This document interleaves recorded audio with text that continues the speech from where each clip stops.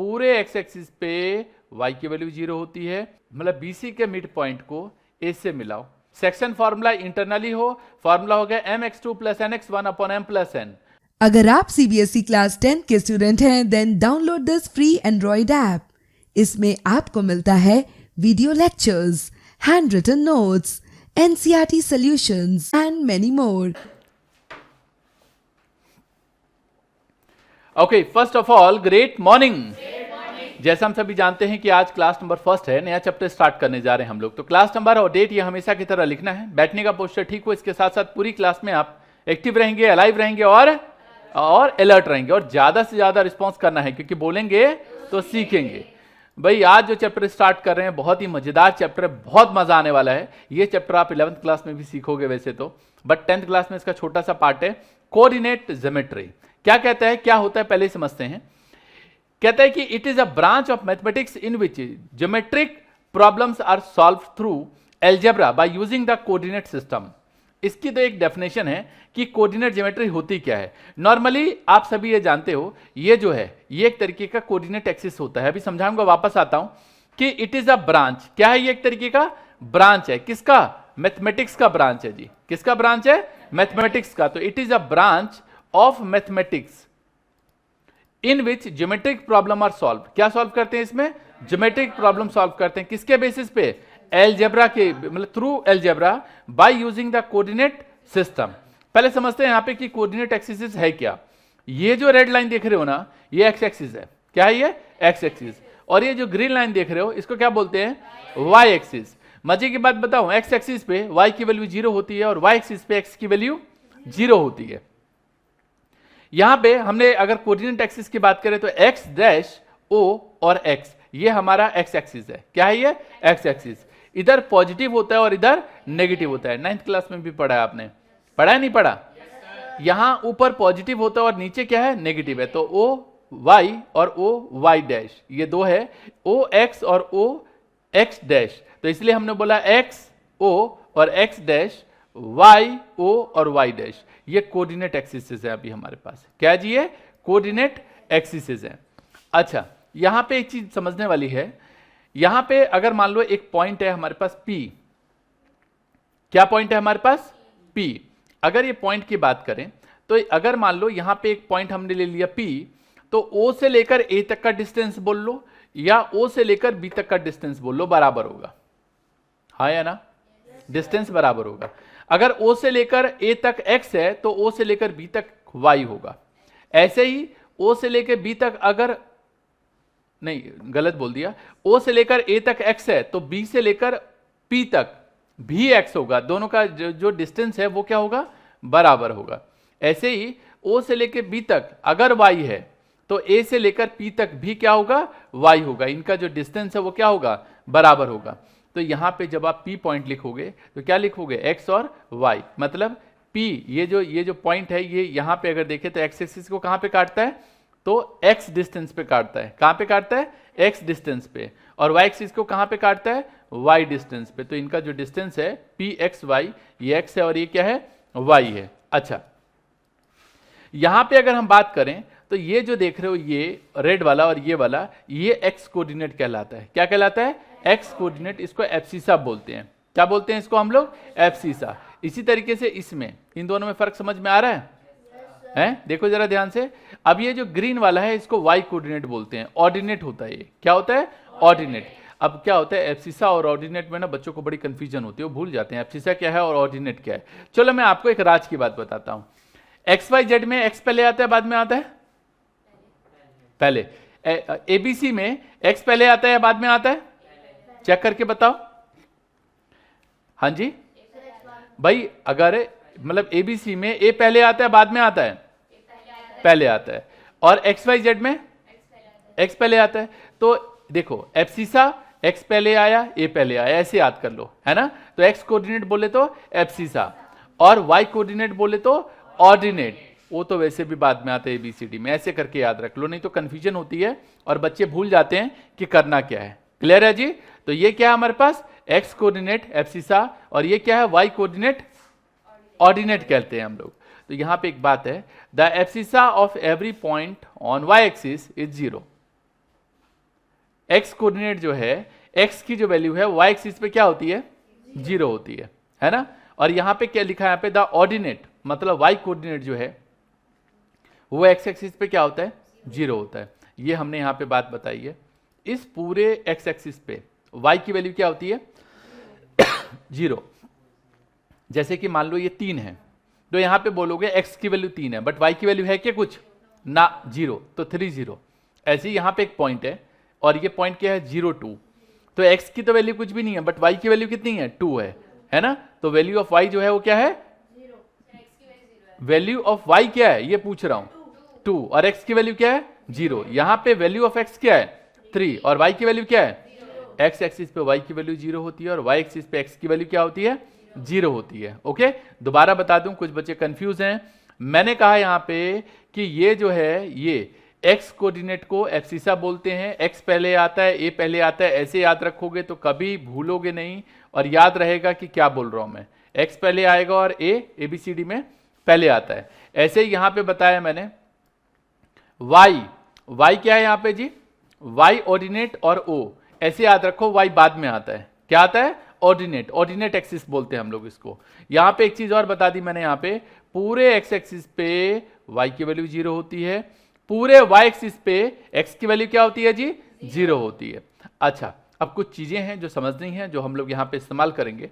जैसे कि ए से लेके बी तक का डिस्टेंस अगर बताना है तो ए एक पॉइंट है, यहां पे यही बड़ी मजेदार है कि यहां पे डायरेक्ट ऐसे डिस्टेंस नहीं बता रहे हम लोग, हमारे पास 2 पॉइंट और उन 2 पॉइंट के बीच का डिस्टेंस निकाल रहे हैं, है ना। तो ए एक पॉइंट है जहां पे वैल्यू है x1 y1 और बी एक पॉइंट है जिसमें वैल्यू है x2 y2, ये पॉइंट है। आपको डिस्टेंस निकालना है, फॉर्मूला क्या होगा, x2 माइनस x1 का whole square plus y2 minus y1 का होल स्क्वायर, इस पूरे का रूट, ये डिस्टेंस है, इसको बोलते हैं डिस्टेंस फॉर्मूला। क्या बोलते हैं इसको, डिस्टेंस फॉर्मूला। अच्छा, मान लो अगर यहां पे मान लो P divides the line segment joining A and B internally, मान लो P divides the line segment joining A and B internally. अगर मान लो ये एक P है और A और B एक मतलब एक लाइन है, इसको P काटती हुई जाती है। मान लो P, मान लो यहां से एक P पॉइंट है और हमने बोला जो P है उसने इस पूरी लाइन को, ओह ज्यादा हो गए, तो मान लो ये इसने काट दिया इसको, तो इसने 2 पार्ट में डिवाइड कर दिया। मान लो ये पेंसिल है, इस पेंसिल को इधर से काट दूं तो ये 2 पार्ट में डिवाइड हो जाएगा। वही बात यहां पे भी है, P ने काटा तो इसको 2 पार्ट में डिवाइड किया। मान के चलते हैं A से P जो है वो M है और P से B है वो N है, ये रेशियो है। क्या है ये, रेशियो। आपको नॉर्मली रेशियो में बोला जाएगा कि इस रेशियो में काटा। ये A कोऑर्डिनेट आपको पता है x1 y1 है, B कोऑर्डिनेट x2 y2 है और P कोऑर्डिनेट हमने अपनी तरफ से मान लिया x और y है और निकालना है ये P कोऑर्डिनेट। तो x निकालने का फॉर्मूला होगा mx2 plus nx1 upon m plus n। y coordinate होगा यहां पे my2 plus ny1 upon m plus n। क्या फॉर्मूला होता है x निकालने का, mx2 plus nx1 upon m plus n और my2 plus ny1 upon m plus n। ठीक है जी, ये हमारे पास क्या हो गया जी, फॉर्मूला हो गया। कौन सा फॉर्मूला, जरा जोर से बोल के बताओ। इंटरनली अगर रेशियो क्या हो, m/n हो। यही अगर एक्सटर्नली होता, जैसे ए बी पॉइंट है, इसको आगे बढ़ाते तो कटिंग होती है इसकी एक, इस तरीके से हो तो ए से लेकर पी तक का डिस्टेंस जो है वो m है और बी से लेकर पी तक का डिस्टेंस जो क्या है, n है। रेशियो है एक तरीके से, ये क्या है, रेशियो है और एक्सटर्नली है। तो फॉर्मूले में बस हल्का सा फर्क आएगा, जरा ध्यान से देखना है। यहां पे देख रहे हो कुछ, देखो नीचे फॉर्मूले पे ध्यान दो, इधर पता चला फर्क किस में आया, सिर्फ माइनस में आया। और कैसे काटा ये भी वैसे बताएगा क्वेश्चन में कि इंटरनली है या फिर क्या है, एक्सटर्नली है। कुछ क्वेरी है, बताओ। मतलब है ना, देखो ना, एक बच्चे ने पूछा इंटरनली और एक्सटर्नली का क्या मतलब है। बहुत मतलब है। ए और बी को पी ने अंदर काटा इंटरनली, इस ए बी को आगे अगर एक्सटेंड करते हैं तो पी पॉइंट पे कट करता है, ये इसको बोलते हैं एक्सटर्नली। क्या बोलते हैं इसको, एक्सटर्नली। ठीक है, क्लियर है ये बात। चलिए आगे बढ़ते हैं हम लोग। कहता है if G X Y be the centroid, क्या है ये, centroid of a triangle ABC. If G X Y be the centroid of a triangle ABC, ये सेंट्रोइड है। सेंट्रोइड क्या होता है पहले तो ये समझो। ये जो ए सी का मिड पॉइंट है, बी और सी का मिड पॉइंट है और ए बी का मिड पॉइंट है, इसको ए मतलब बी सी के मिड पॉइंट को ए से मिलाओ, फिर ए सी के मिड पॉइंट को बी से मिलाओ और ए बी के मिड पॉइंट को सी से मिलाओ। ये तीनों मिलाने के बाद जो आपस में तीनों आपस में जहां कट करते हैं इसको बोलते हैं सेंट्रोइड। क्या बोलते हैं इसको? ठीक है। ए पॉइंट आपको पता है x1 y1, बी पॉइंट पता है x2 y2 और सी पॉइंट पता है x3 y3। ये आपको पॉइंट्स पता है। अब अगर आपको बोले कोई ये सेंट्रोइड बताओ, क्या बताओ? सेंट्रोइड। और सेंट्रोइड मैंने यहां पे लेट किया हुआ है, देख रहे हो क्या लेट किया है मैंने यहां पे सेंट्रोइड को? gxy। क्या लेट किया हमने सेंट्रोइड को? gxy। तो x निकालने का क्या फॉर्मूला होगा जी यहाँ पे बताओ? x1 plus x2 plus x3 upon 3। और y निकालने का क्या फॉर्मूला होगा जी? y1 plus y2 plus y3 upon 3। कोई दिक्कत? ठीक है। कुछ बच्चे कह रहे हैं कि दोबारा बताओ। दोबारा अभी बता दूंगा, अभी एक बार मुझे आगे की चीजें समझा लेने दो। फॉर्मूला है, बहुत ज्यादा चीजें डिस्कस नहीं की है, ठीक है? और घबराने की जरूरत नहीं है, पीछे वाली चीज दोबारा बता दूंगा अगर नहीं समझ में आई तो। कई बार क्या होता है ना, ये कुछ बच्चे अटक जाते हैं। अटक क्या गए? एक चीज पॉइंट नहीं समझ में आई, चलो समझ में आता है मुझे। मान लो उनको ये मैंने यहाँ पे बताया और ये एक्सटर्नली पे जाके अटक गए और पूछ भी नहीं पाए, चलो वहां पे मैं आगे चला गया, मेरी स्पीड फास्ट थी, मैं आगे चला गया। तो क्या ना, ये एक्सटर्नली पे लटके रहेंगे, यहाँ पे नहीं समझेंगे। समझ गया आपकी बात, मैंने देख ली कि भाई आपने पूछा है, मैं अपनी लय नहीं तोड़ना चाहता, इसलिए मैं अपनी बात पूरी कह के वापस आऊंगा बताने के लिए, ठीक है? तो ऐसा मत करो कि ये भी चीज मत समझो, वो चीज भूल जाओ और यहां पे समझो, वो दोबारा बता दूंगा। देखो इधर आगे, तो सेंट्रोइड वाला मामला क्लियर हो गया। चलिए आगे है कि मिड पॉइंट निकालना हो। क्या निकालना हो? Mid point. तो मिड पॉइंट निकालने का फॉर्मूला होता है, जैसे ए एक x1 y1 कोऑर्डिनेट है और b का कोऑर्डिनेट क्या है? x2 y2 है। तो दोनों का मिड पॉइंट, मतलब मिड पॉइंट बोले तो 50-50% पे काट दिया, बोले तो इनकी जो रेशियो है वो 1:1 है। रेशियो क्या है यहाँ पे? 1:1। ये जो x निकालने का है, यहाँ पे जो हमने x निकाला है, क्या निकाला है यहाँ पे? x। तो ये जो x निकालने का फॉर्मूला है वो x1 प्लस x2 अपॉन 2। और ये जो y निकाला है हमने, ये y निकालने का फॉर्मूला क्या? y1 plus y2 upon 2। Clear है जी ये? ओके। इसके बाद एरिया ऑफ ट्रायंगल। अब वैसे तो एरिया ऑफ ट्रायंगल आपने बचपन में सीखा है, half into altitude upon into base, यही सीखा है। हाफ इंटू ऑल्टीट्यूड अपॉन मतलब इंटू बेस, ऐसा करते हो आप, याद है? याद ही नहीं है, भूल गए हो, चेहरे से पता चल रहा है याद ही नहीं। एरिया ऑफ ट्रायंगल नहीं याद है ना? मैं जानता हूं, ठीक है, कोई बात नहीं।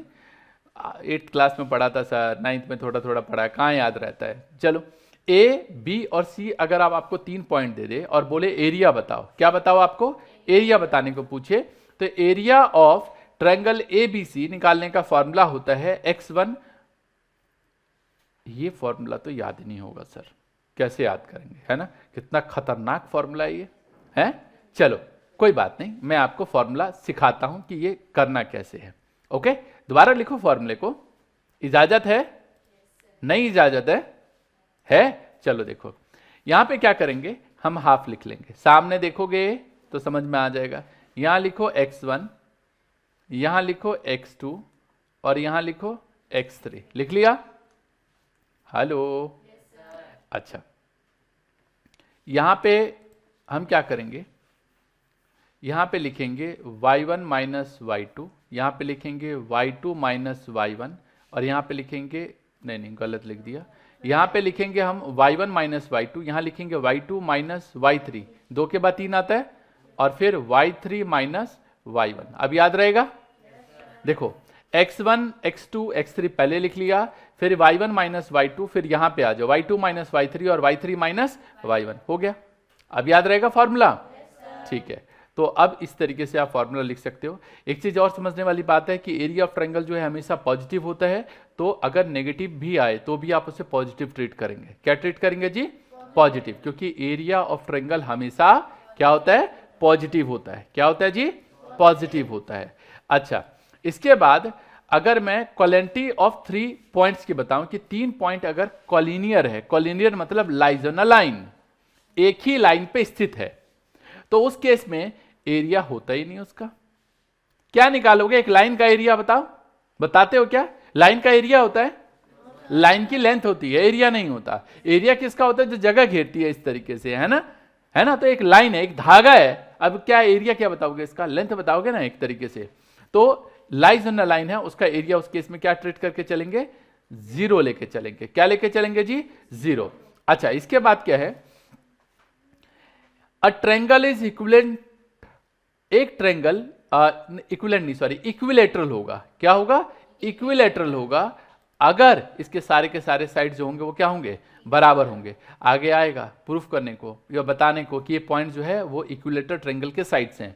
तो इक्विलेटर ट्रायंगल कौन सा ट्रायंगल होता है, जिनके सारे के सारे साइड जो होते हैं वो क्या होते हैं, बराबर होते हैं। क्या होते हैं जी, बराबर होते हैं। मतलब अगर मैं आपको कहूं तो ये वाली साइड ए से लेकर बी की जो साइड है उसकी लेंथ, फिर बी से लेकर सी तक की लेंथ, किसकी लेंथ जी, बी से लेकर सी तक की लेंथ, और किसकी लेंथ, ए से लेकर सी तक की लेंथ, सबकी लेंथ जो है वो बराबर होगी। अच्छा, यहां पे आइसोसेलेस ट्रायंगल कौन सा ट्रायंगल होता है जी, जिसमें दोनों साइड मतलब दो साइड एटलीस्ट बराबर हो, उसको क्या बोलते हैं, आइसोसेलेस ट्रायंगल, है ना। क्या बोलते हैं जी, आइसोसेलेस ट्रायंगल। इसके बाद अगला जो है हमारे पास क्वाड्रिलेटरल। क्वाड्रिलेटरल क्या होता है जी, जिनके आमने सामने की जो अपोजिट साइड्स हैं वो क्या होती हैं, इक्वल होती हैं। मतलब यहां इसका डिस्टेंस और इसका डिस्टेंस क्या होगा जी, बराबर। इसका डिस्टेंस यहां से ले लो और इसका डिस्टेंस की बात कर रहा हूं मैं, डिस्टेंस क्या होंगे, बराबर होंगे। इसके बाद अगर यहां पे बात करें कि क्वाड्रिलेटरल एक तरीके का रेक्टेंगल होता है जिसमें आमने सामने का तो डिस्टेंस बराबर होता है, डायगोनल भी बराबर होते हैं। अच्छा, मजे की बात बताऊं, ये पैरेललोग्राम में जो इसका डायगोनल होता है वो बराबर नहीं होता। लग नहीं रहा क्या, यहां से लेकर यहां तक कितनी ज्यादा लेंथ है और यहां से लेकर यहां तक लेंथ छोटी होगी, होगी नहीं होगी, है ना। तो ये क्या है, वाह, सेम कैसे होगी भाई। चलो तुम्हारी बात मान लेते हैं, ये लो तुम्हारी इच्छा पूरी कर रहा हूं मैं, ये अच्छा, और ये आपको इन दोनों की लेंथ में फर्क नजर नहीं आ रहा, है ना, फर्क है, हाँ या ना। तो कभी ये बराबर नहीं होते। जबकि इसमें जो क्वाड्रिलेटरल होता है इसके आमने सामने एक तरीके का रेक्टेंगल होता है, आमने सामने की साइड्स बराबर होती हैं, ये और ये बराबर होगा, ये और ये बराबर होगा, और इनके डायगोनल्स भी बराबर होंगे। याद रखना है, अभी आएगा। फिर क्वाड्रिलेटरल इज रोम्बस, अगर सारे के सारे साइड जो है वो क्या होंगे, बराबर होंगे। रोम्बस, अब ये एक तरीके का देख रहे हो ये कैसे बन रहा है, ये रोम्बस है एक तरीके से। इसको स्क्वायर थोड़ा ना बोलोगे तुम, सर स्क्वायर में भी तो होता है ऐसा, स्क्वायर में भी चारों साइड बराबर होती है, लेकिन रोम्बस में क्या एक तरीके का क्या हो गया, पैरेललोग्राम ही तो हो गया। बट फर्क क्या हो गया यहाँ पे कि इनके साइड्स बराबर हैं चारों। पैरेललोग्राम में क्या होता है, आमने सामने की साइड्स बराबर होती हैं, इसका डायगोनल बराबर नहीं होगा। समझ गए जी, ओके। फिर क्वाड्रिलेटरल इफ अ स्क्वायर, मतलब क्वाड्रिलेटरल जो होगा एक तरीके का स्क्वायर होगा। इससे पहले क्या पढ़ा था हमने, क्वाड्रिलेटरल क्या होगा, रेक्टेंगल होगा, और यहां पे क्वाड्रिलेटरल एक तरीके का स्क्वायर होगा। अब स्क्वायर की सिचुएशन क्या है भाई, स्क्वायर जिसके चारों साइड्स बराबर होंगी, क्या होंगी जी, चारों साइड्स बराबर होंगी और दोनों डायगोनल बराबर होंगे। इसमें और इसमें फर्क समझ में आता है, ठीक है। इसके बाद एक पैरेललोग्राम जो रेक्टेंगल होगा, तो रेक्टेंगल के केस में क्या होगा, ये भी एक तरीके क्वाड्रिलेटरल है जिसमें ये आमने सामने की साइड्स बराबर होंगी और डायगोनल इक्वल होंगे। तो एक चीज ध्यान रखना, यहां पे डायगोनल इक्वल है और यहां पे डायगोनल इक्वल नहीं है। तो ये जो है ये क्या है, यहां पे पैरेललोग्राम है, एक तरीके का रेक्टेंगल है। तो रेक्टेंगल भी पैरेललोग्राम होता है, लेकिन इनके जो डायगोनल्स हैं वो क्या है, बराबर होते हैं। क्या होते हैं जी, और स्क्वायर मतलब एक तरीके का रोम्बस होता है, स्क्वायर भी एक तरीके का क्या है, रोम्बस है, लेकिन इनके चारों साइड्स और डायगोनल बराबर होते हैं। ये बातें आपको याद रखनी होंगी, ओके।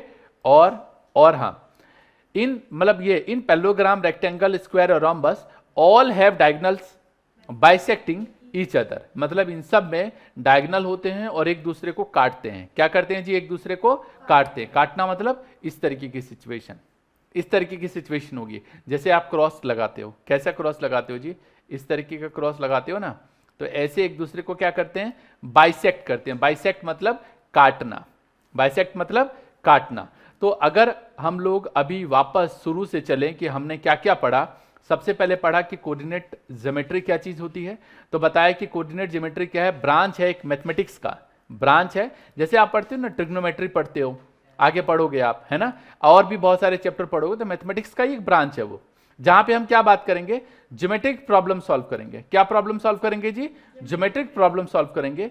किसके बेसिस पे प्रॉब्लम सॉल्व करेंगे जी, किसकी हेल्प से प्रॉब्लम सॉल्व करेंगे, हाँ जी, अलजेब्रा के बेसिस पे आप ये प्रॉब्लम सॉल्व करोगे using the coordinate system.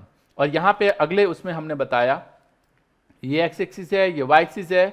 X axis को क्या बोलते हैं, एब्सिसा, और वाई एक्सिस को क्या बोलते हैं, ऑर्डिनेट बोलते हैं। याद है, एक्स एक्सिस को एब्सिसा बोलते हैं, ये देखो यहां पे बताया एब्सिसा, और यहां पे क्या बताया हमने, वाई को क्या बोलते हैं, ऑर्डिनेट बोलते हैं। क्या बोलते हैं, ऑर्डिनेट बोलते हैं। फिर बताया एक्स एक्सिस पे वाई की वैल्यू 0 होती है और वाई एक्सिस पे एक्स की वैल्यू 0 होती है। हमने बताया कि डिस्टेंस निकालने का जो फॉर्मूला है, ए एक पॉइंट है, बी एक पॉइंट है, ए x1 y1 है, बी x2 y2 है, इनका डिस्टेंस बताओ, लेंथ बताओ। x2 माइनस x1 का whole square plus y2 minus y1 का होल स्क्वायर पूरे का रूट, ये हमारा डिस्टेंस फॉर्मूला हो गया। क्या हो गया जी, distance formula. Section formula internally हो, फॉर्मूला हो गया mx2 plus nx1 upon m plus n और my2 plus ny1 upon m plus n internally. Externally हो तो mx2 माइनस nx1, किसमें, इंटरनली में। ये गलत बोल दिया था क्या मैंने, हाँ, ये इंटरनली में प्लस होता है और एक्सटर्नली में क्या होता है जी, माइनस होता है। क्या होता है जी, माइनस। अब आप भूल जाओ ना तो मैं आपको तरीका बताता हूं। इंटरनली में आई कैसे लिखते हो, ऐसे लिखते हो, और प्लस लगाने के लिए भी आप ऐसे लिखते हो। इंटरनली में आई कैसे लिखते हो, ऐसे लिखते हो, ये लो जी, याद हो गया, ठीक है। इंटरनली में आई ऐसे लिखते हो और प्लस भी ऐसे लगाते हो, आप ऐसे लगाते हो ना, है ना। और एक्सटर्नली में आप क्या करते हो, ई ऐसे लिखते हो, माइनस वर्ड याद रखो। आई में तो माइनस वाला मामला ही नहीं बनता, है ना। और आप अगले वाले में आपको पता चल जाएगा भाई कि क्या होगा। ओके, तो आप अपने आप कर लेना, कंफ्यूजन, इसमें कंफ्यूजन हो जाती है बस। और वैसे बता दूं, पहले इंटरनली आता है, बाद में एक्सटर्नली होता है। ओके, इंटरनली मतलब कभी भी जब फॉर्मूला लिखेंगे तो इंटरनली का पहले फॉर्मूला लिखा जाता है। तो इंटरनली वाले में प्लस, एक्सटर्नली वाले में माइनस लिखते हैं। इसके बाद बताया हमने कि सेंट्रोइड फॉर्मूला क्या होता है, x1 plus x2 plus x3 upon 3, y1 plus y2 plus y3 upon 3। फिर हमने क्या बताया यहाँ पे, मिड पॉइंट निकालने का formula x1 plus x2 upon 2, y1 plus y2 upon 2। फिर हमने बताया यहाँ पे एरिया ऑफ ट्रायंगल, फॉर्मूला क्या होता है जी, half x1 plus x2 plus x3, y1 minus y2, y2 minus y3 और y3 minus y1।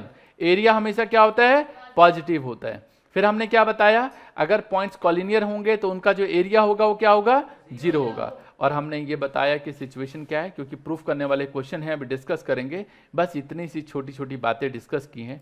Home fun में लिखो जरा, कुछ भी नहीं करना, जितने भी कॉन्सेप्ट है बस उसको क्या करना है जी, रिवाइज करके आना, बस इतना काम है। मजा आ गया और कैसा लगा जी, चलो कंटिन्यू करेंगे नेक्स्ट में। तब तक के लिए all the best, take care, जय हिंद, जय भारत।